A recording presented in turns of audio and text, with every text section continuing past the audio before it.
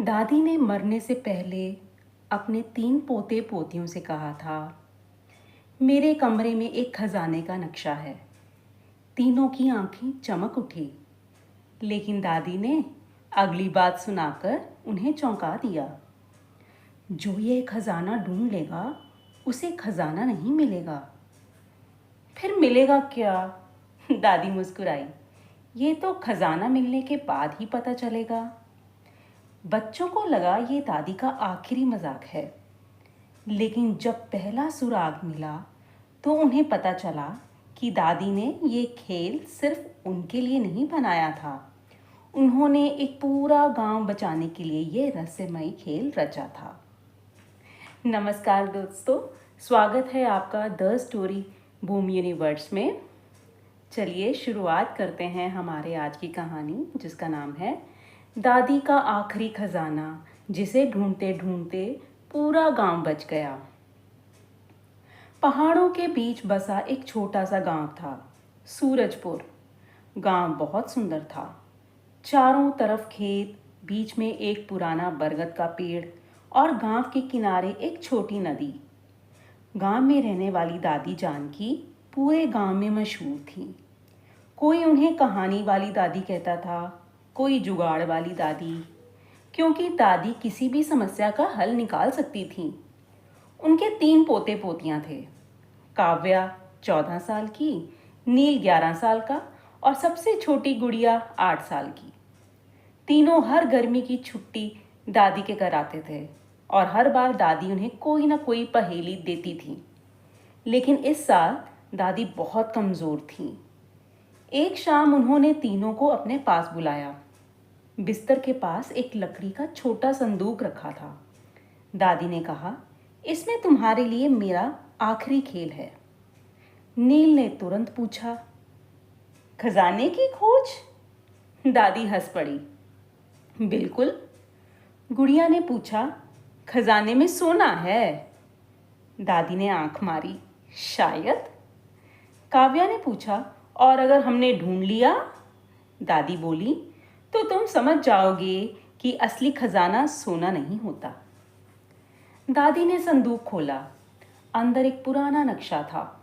नक्शे पर गांव का चित्र बना था, लेकिन गांव में सिर्फ 3 जगहों पर लाल निशान थे, बरगद का पेड़, पुराना कौवा और गांव का मंदिर।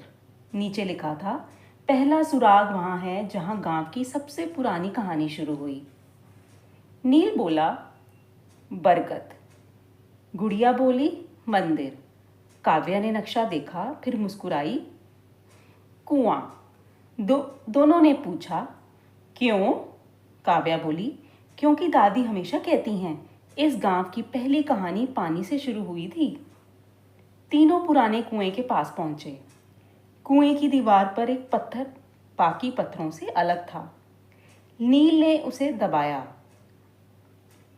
पत्थर अंदर चला गया। एक छोटा डिब्बा बाहर निकला। उसमें एक कागज था। उस पर लिखा था, जहां पेड़ सबसे बूढ़ा है वहां दूसरा राज जवान है। नील चिल्लाया, बरगद! गांव का बरगद का पेड़ करीब 100 साल पुराना था। उसकी जड़ों के बीच एक लोहे की छोटी अंगूठी लगी थी। काव्या ने खींचा, जमीन का एक लकड़ी का ढक्कन खुल गया। नीचे सीढ़ियां थी। गुड़िया की आंखें फैल गई। दादी के गांव में सीक्रेट टनल भी है? तीनों नीचे उतर गए। अंदर एक छोटा कमरा था। दीवार पर गांव का पुराना नक्शा बना था, लेकिन नक्शे में एक चीज अजीब थी। गांव की नदी के पास एक लाल निशान था और नीचे लिखा था, जब पानी अपना रास्ता बदले, गांव का रास्ता मत बदलने देना। नील ने कहा, इसका मतलब क्या है? काव्य ने नक्शा ध्यान से देखा। तभी उसे एक पुराना लोहे का पाइप दिखाई दिया। वह नदी की तरफ जा रहा था। उसके पास एक तारीख लिखी थी, 15 जुलाई। आज तारीख थी 10 जुलाई। काव्या का चेहरा बदल गया। दादी को पता था कुछ होने वाला है। तीनों घर लौटे। दादी सो रही थी। काव्या ने पूछा, दादी 15 जुलाई को क्या होने वाला है? दादी ने आंखें खोली। कुछ सेकंड उन्हें देखा, फिर बोली, तुम लोग तीसरे सुराग तक पहुंच गए? नील बोला, हाँ। दादी मुस्कुराई, तो अब तुम्हें जल्दी करनी होगी। क्यों?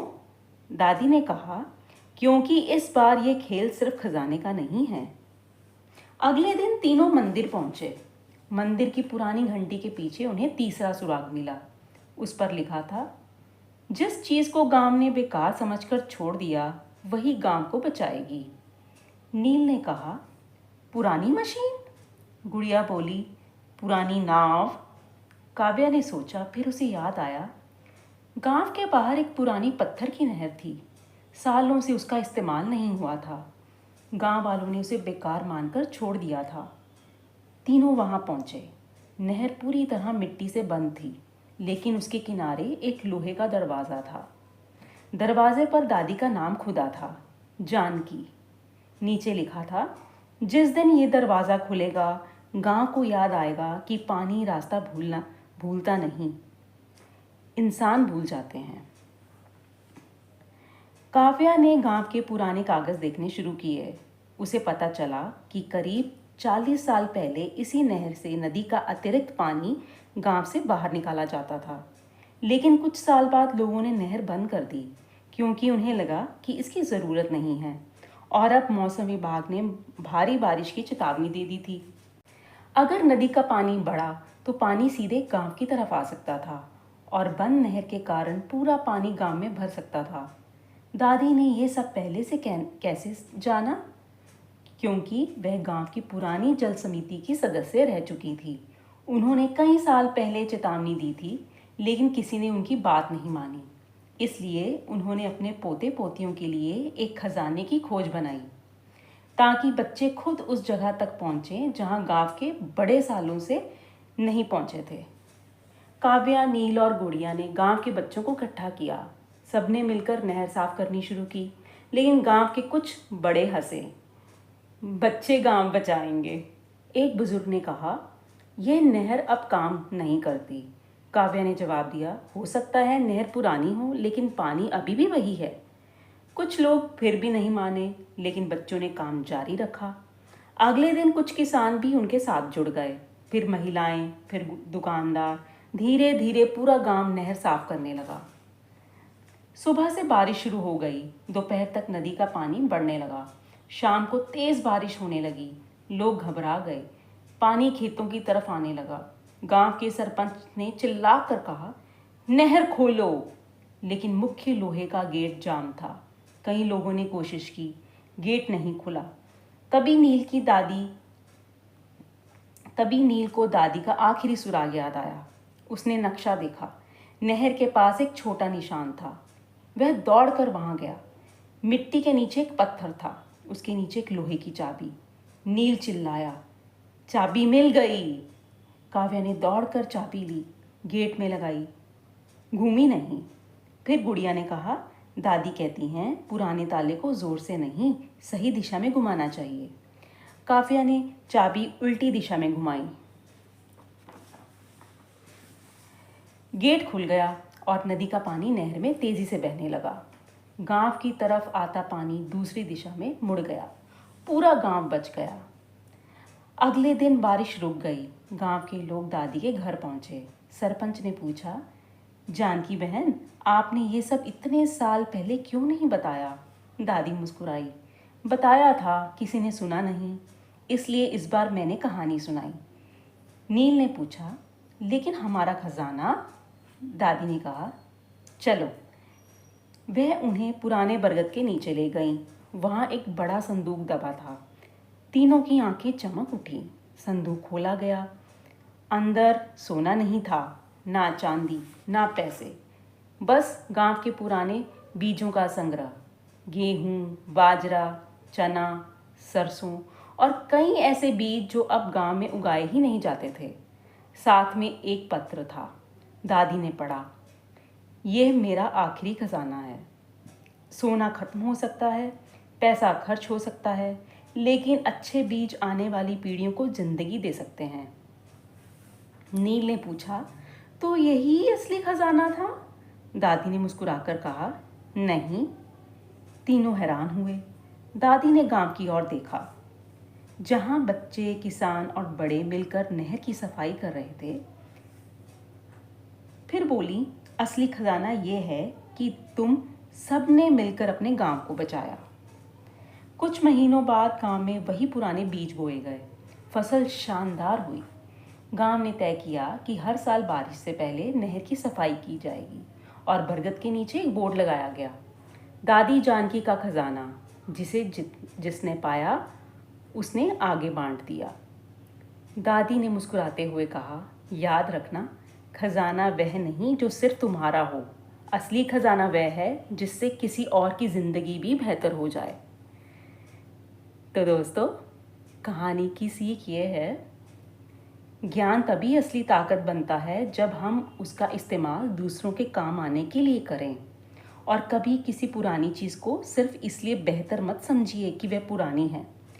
कभी कभी पुराना अनुभव, पुरानी सीख और पुरानी समझ आने वाले कल की सबसे बड़ी ज़रूरत बन सकती है। और सबसे बड़ी सीख ये है, मिलकर किया गया छोटा काम भी अकेले किए गए बड़े काम से ज़्यादा ताकतवर हो सकता है। तो दोस्तों, दादी का खजाना आखिर मिल गया, लेकिन उसमें सोना नहीं था।